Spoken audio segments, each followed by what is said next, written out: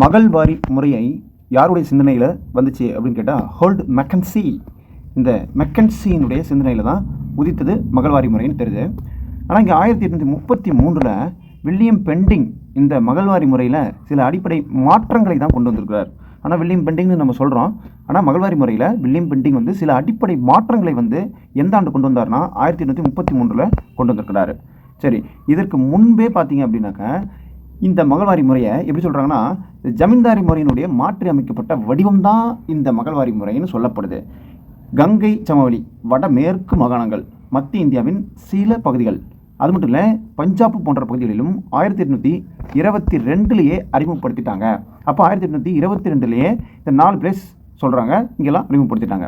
1833 தான் William Bentinck சில அடிப்படை மாற்றங்களை செய்தாருன்னு நமக்கு தெளிவாயிட்டோம். இப்போ மகள்னா என்ன அப்படின்னு கேட்குறீங்களா? கிராமம் அப்படின்னு சொல்கிறாங்க. கிராம விளைச்சலின் அடிப்படையில் தான் இந்த வருவாயை மதிப்பீடு செய்கிறாங்க. இப்போது 2/3, அதாவது 3ல் 2 பங்கு அப்படின்னு சொல்லி நிலவரி இருந்திருக்குது.